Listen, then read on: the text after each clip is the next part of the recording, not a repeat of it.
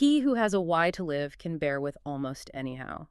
That's a really powerful line, often linked to Nietzsche, and it just perfectly sets the stage for our deep dive today. We're not just, opening a book here. We are really journeying into the absolute core of human resilience through Viktor Frankl's amazing work, Man's Search for Meaning. Indeed.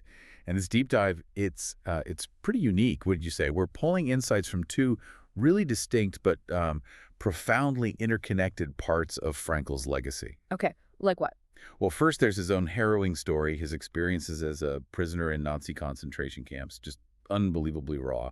And second, there's his groundbreaking theory, logotherapy, which actually grew right out of those terrible experiences. Right. It's like the theory is tested by the most extreme reality imaginable. Exactly. It's this dual narrative that gives his ideas such incredible weight. So, our mission today really is to uncover how, even when faced with absolutely unimaginable suffering, the human spirit can still find meaning, how it can preserve that inner freedom. We want to give you a kind of shortcut to understanding these profound concepts, and, crucially, how they might relate to your own life, helping you navigate whatever challenges come your way. We're drawing from the revised and updated edition, so we get the full picture, both his personal story and the structured explanation of logotherapy. Okay, let's really unpack this first part. The experience. Imagine if you can even try arriving at a place where your entire identity, your name, your past, everything, it's just systematically stripped away. Yeah. Frankl's description of arriving at Auschwitz is a stark, almost unbelievable starting point for everything he talks about later. He describes being on this train, 80 people crammed into a single coach for days and nights. They thought maybe forced labor? A factory? They had no real idea what was coming. None. And then this chilling cry just cuts through everything. There is a sign, Auschwitz. You can just imagine their hearts stopping. The train slows down, hesitates, and then comes what he calls the finger game selection. Horrifying. Yeah, this tall SS officer just effortlessly pointing right, or much more often left. And left meant? Left meant death for 90% of that transport, straight to the crematorium immediately. And what's so incredibly dehumanizing there is how fast a person could be just reduced to nothing but a number. Frankl himself became number 119,104. Yeah. Stripped of his papers, his name, everything he owned. Everything. He even talks about the moment he had to give up his scientific manuscript, his life's work, basically. Mm-hmm. And when he sort of whispered to a prisoner who'd been there longer, hoping maybe he could keep it, the guy just bellows one word back at him. Wow. Just shit. Yeah. Frankl said that was the culminating point of that first psychological phase, that shock of arrival, the brutal, absolute realization. Nothing now except our bare bodies, even minus hair. All we possessed, literally, was our naked existence. That one word, shit, it just cuts right through, doesn't it? No pretense, no false hope, just the raw reality. I can only imagine the psychological whiplash. Did he talk about how quickly that shock turned into the apathy he describes? Was it fast or slow?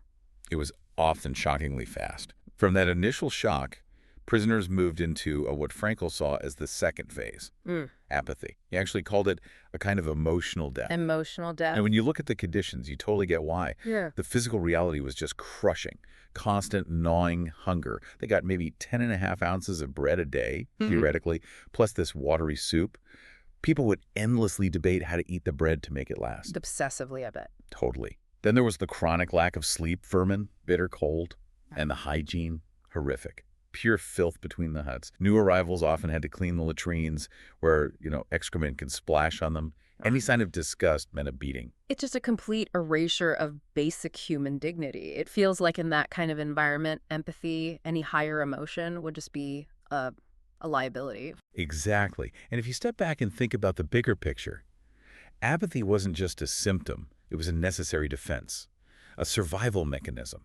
The individual's focus just narrowed right down to one single thing, preserving your own life and maybe the life of a close friend. Everything else just fades away. Pretty much. Yeah.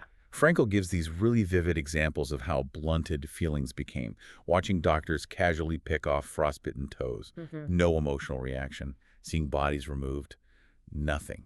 He even saw prisoners taking scraps of food or shoes from people who had just died. Unbelievable. And the mental impact was severe, too. Yeah. These people were often somebody on the outside, doctors, lawyers, whatever. And suddenly they're treated like complete non-entities. It created this crushing sense of worthlessness, an inferiority complex, he called it. Okay, but here's where it gets I mean, truly astonishing, because even in that absolute desolation, the human spirit showed this incredible resilience. It almost defies logic. Frankl talks about this profound experience he had during a really grueling march. He found himself kind of conversing with his wife's image in his mind, clinging to her frank and encouraging look, and he had the sudden revelation: love is the ultimate and the highest goal to which man can aspire. And what's so powerful is he stressed that this love, it goes beyond the physical person, even beyond life itself. He said, love goes very far beyond the physical person of the beloved. Wow, that's deep. Yeah. Especially in that context. Right. And then there were these other moments, small glimmers, brief solace found in nature, like watching a sunset or seeing a bird land nearby, or even these improvised cabaret shows they'd put on in the huts. People would go for a few laughs, maybe a few tears, even if it meant missing their tiny food ration. Which raises a really interesting question.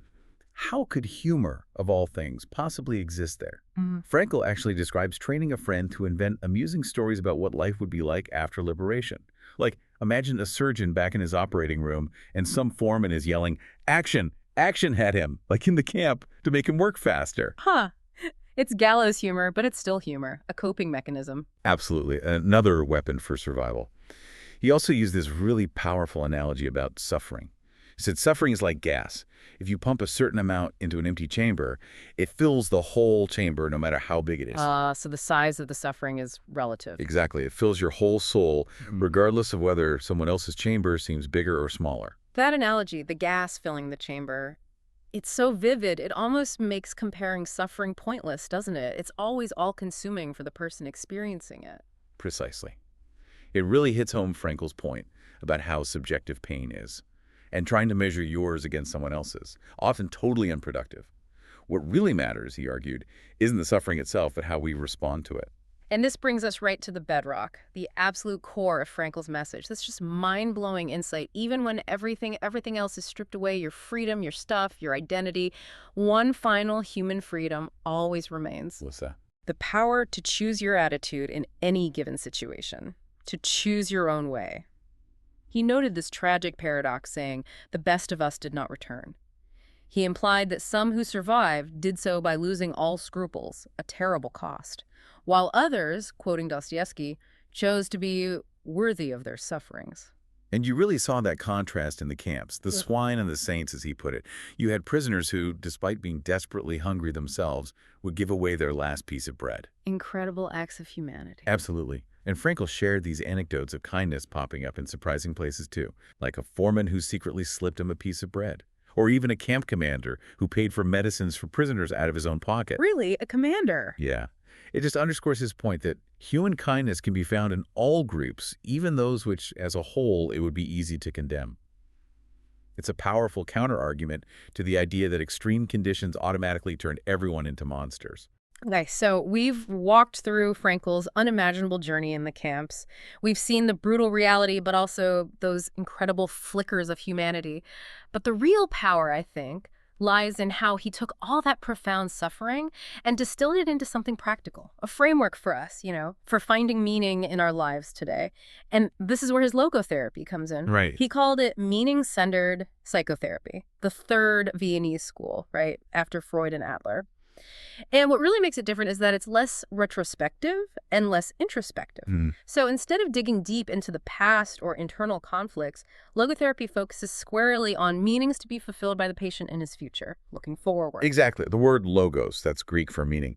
So logotherapy is all about that search for meaning. Yeah. Frankl saw it as our primary motivation, our fundamental drive. He called it the will to meaning. The will to meaning, I like that. Yeah, and it's a big contrast to Freud's idea that we're primarily driven by pleasure, the pleasure principle, or Adler's focus on a role to power.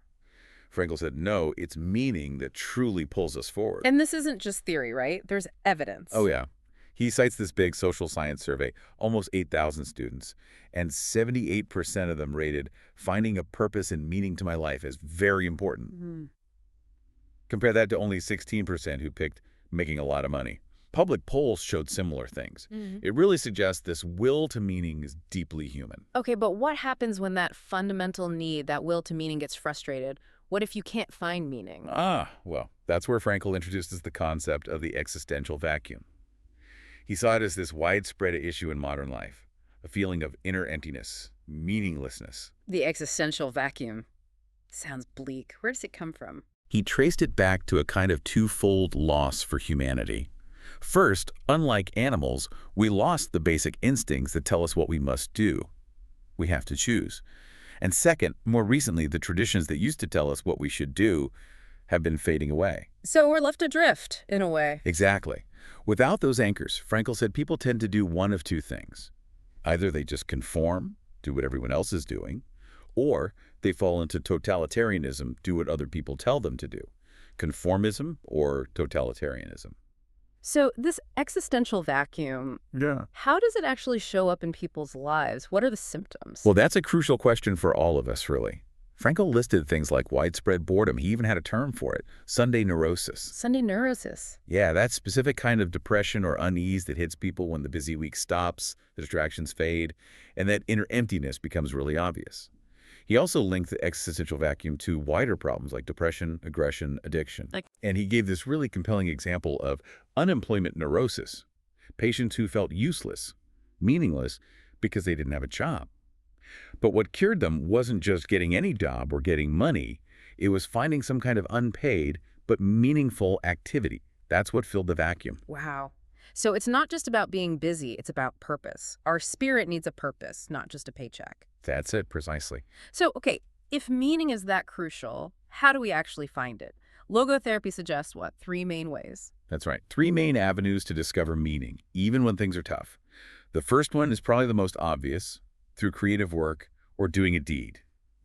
Achieving something, contributing something to the world. Right, creating or achieving makes sense. What's the second? The second way is by experiencing something fully or by encountering someone deeply. So finding meaning by really taking in goodness, truth, beauty, maybe through nature or art or culture. And as he says, last but not least, by experiencing another human being in his very uniqueness by loving him. Ah, love again. Back to that core experience he had. Exactly. Yeah. He explains that love is the only way to grasp another human being in the innermost core of his personality. Love lets you see not just who the person is, but their potential, what they could be.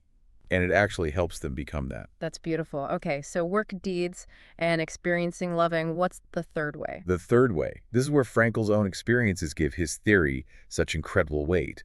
It's the attitude we choose to take towards suffering that we cannot avoid. Unavoidable suffering. The attitude towards it. Yes. He states that suffering ceases to be suffering at the moment it finds a meaning, such as the meaning of a sacrifice. Can you give an example of that? It sounds profound, but maybe a bit abstract. Sure. He tells this powerful story about an elderly doctor, a GP, who was deeply depressed after his wife died. He'd loved her immensely. Frankl didn't try to, fix the grief, because you can't. Instead, he asked him, "Doctor, what would have happened if you had died first and your wife had survived you?" The doctor immediately said, "Oh, that would have been terrible for her, how she would have suffered." Frankl then gently pointed out, "You see, doctor, such suffering has been spared her, and it is you who have spared her this suffering. But now you have to pay for it by surviving and mourning her." Wow. The man didn't say anything. He just shook Frankl's hand and left, calmly. He found a meaning in his terrible grief, the meaning of a sacrifice he was making for his wife. But Frankl is always really careful to clarify, suffering is not necessary for meaning. You don't need to suffer. Right. But if suffering is unavoidable, then finding meaning lies in choosing your attitude toward it. He said unnecessary suffering isn't heroic, it's just masochistic. Okay, that makes sense. Find meaning if it's unavoidable. Don't seek it out. So moving into the more practical techniques, if someone's struggling with, say, anxiety or some kind of compulsion, Frankl had the submissing technique, right? Paradoxical intention. Yes. It's almost counterintuitive, like you said. The basic idea is that fear often brings about the very thing we're afraid of. He called that anticipatory anxiety. And also, trying too hard to force something, what he called hyperintention, often makes it impossible. Or like trying too hard to fall asleep and boom, you're wide awake. Exactly like that. So paradoxical intention flips it. It leverages this uniquely human ability we have for self-detachment, especially through humor. Okay, so how does it work? You tell people to do the thing they fear. Kind of, yeah, but often in an exaggerated, humorous way. Take the physician who is terrified of perspiring in social situations. Frankl told him, next time it happens, deliberately try to show people how much you can sweat.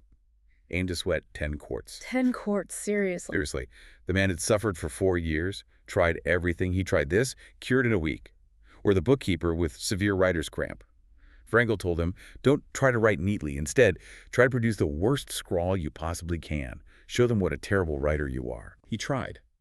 Found he couldn't do it. He couldn't scrawl badly on purpose. Cured in 48 hours. Another one. A stutterer who tried to deliberately stutter to get sympathy from someone found he couldn't stutter at that moment. An insomniac might be told, don't try to sleep tonight. Try to stay awake as long as you possibly can. It's like you short-circuit the anxiety by embracing the feared outcome, almost mocking it. Exactly. You detach from the fear using humor and intention. And this often goes hand in hand with another technique he called dereflection.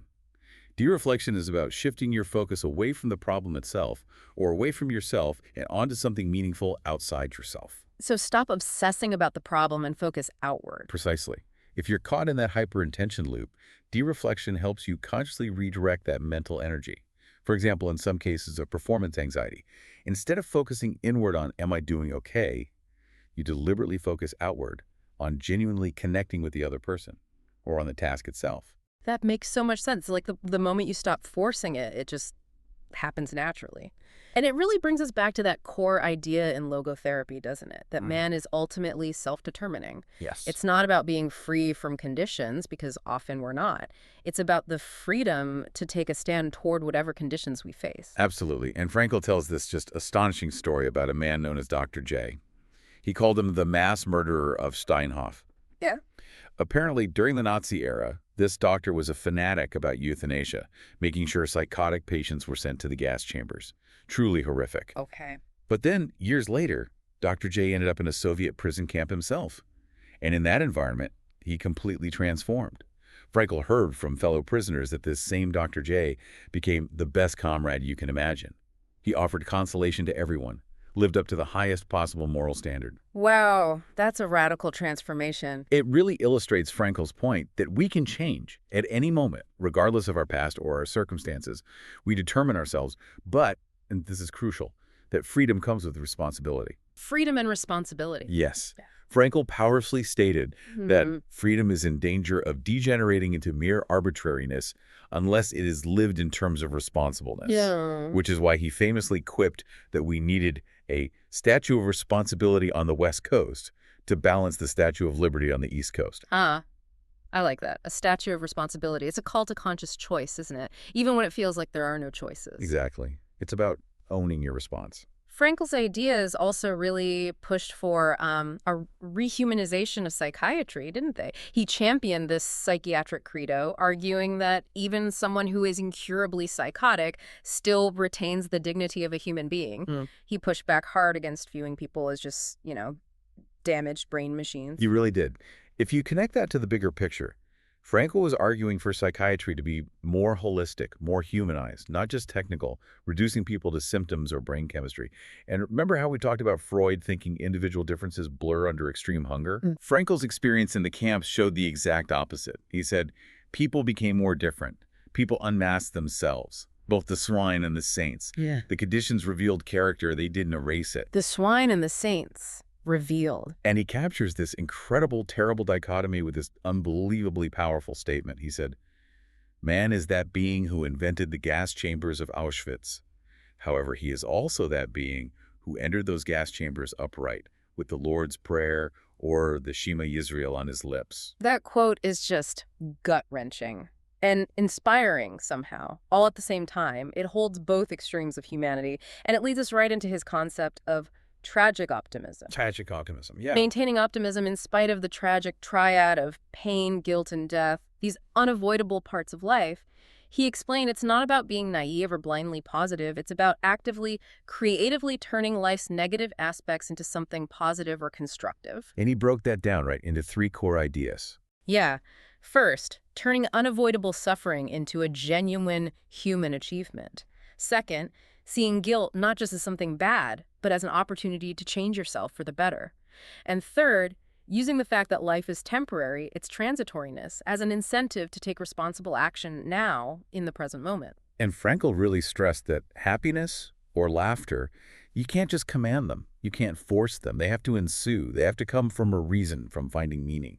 You can't just tell someone, be happy.